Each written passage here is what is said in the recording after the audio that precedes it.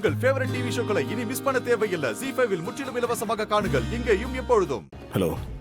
என்ன காலையில இருந்து உன் பொண்டாட்டிய காணும்னு ஏற்காடுல ரோடா தேடி அலைஞ்சுகிட்டு இருக்கியா? நீ மாயா தானே? பரவாயில்ல, நீ புத்திசாலிதான்.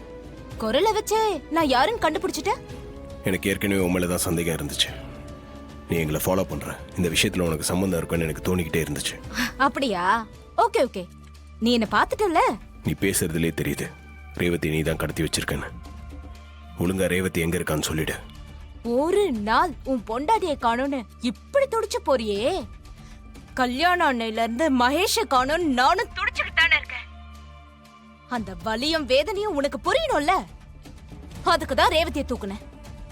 இப்போ அவ ஏன் கஸ்டடியில தான் இருக்கா. ஏய், அறிவு இருக்கா உனக்கு? மகேஷ் காணாம போனதுக்கும் எனக்கும் எந்த சம்பந்தமும் இல்லைன்னு சொல்லிட்டான்ல. இங்க பார், உன்கிட்ட நான் விளக்கெல்லாம் கேட்கல. மகேஷ் என்கிட்ட வந்தாதான் ரேவதி உனக்கு உயிரோட கிடைப்பா. ஏய், நீ எல்லாம் ஒரு பொம்பளையா? ரேவதியை கடத்தி வச்சுக்கிட்டு இப்படி மிரட்டுற? நீ இவ்வளவு மோசமானவன் தெரியாம அவ அப்பாவி மாதிரி உன்னை நம்பிட்டு இருக்கா. அவளுக்கு எதனா ஒண்ணு ஆச்சு, உன்னை நான் சும்மா விட மாட்டேன். ஏய், இந்த பூச்சாண்டி காட்டுறவெல்லாம் என்கிட்ட வேணாம். நீயும் ரேவதியும் எப்படியோ வாழ்ந்துட்டு போங்க, எனக்கு அத பத்தி எல்லாம் அக்கறை கிடையாது. எனக்கு என் மகேஷ் வேணும். அவனை நீதான் எங்கேயோ கடத்தி வச்சிருக்கன்னு எனக்கு நல்லா தெரியும்.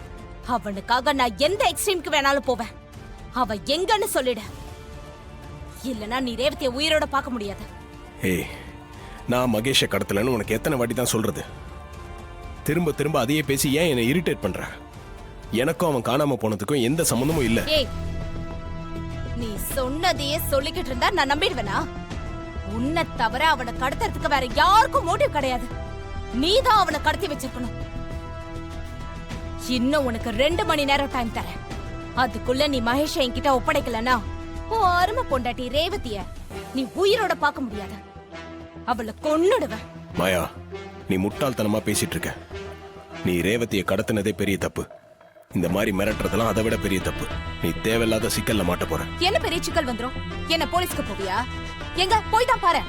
மாயா, இத பாரு, நீ போலீஸ்க்கு போனாலும் நான் பயப்பட மாட்டேன். எப்படின்னு கேக்குறியா? ரேவதி எழுதுற மாதிரி இந்த கல்யாணத்துல எனக்கு விருப்பம் இல்ல. எங்க அம்மா தான் எனக்கு பிடிக்காத ஒருத்தரை போஸ்ட் பண்ணி என்ன கல்யாணம் பண்ணி வச்சாங்க. அதனாலதான் நான் தற்கொலை பண்ணிக்கிறேன்னு சொல்லி ஒரு லெட்டர் எழுதி வச்சுட்டு அவளை ஏதாவது ஒரு மலை உச்சில இருந்து தள்ளி விட்டுருவேன். போலீஸ் அந்த லெட்டரை பார்த்தா உன்னையும் அந்த சாமுண்டீஸ்வரியையும் தான் அரெஸ்ட் பண்ணுவாங்க. நான் இதுல இருந்து ஈஸியா எஸ்கேப் ஆயிடுவேன். மாயா வேண்டாம்.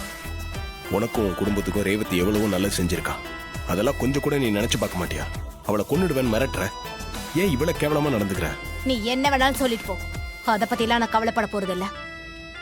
எனக்கு 2 மணி நேரத்துல மகேஷ் இங்க வந்தாகணும். இல்லனா நீ ரேவதியை உயிரோட பார்க்க முடியாது, அவ்வளவுதான். மாயா, ஹலோ.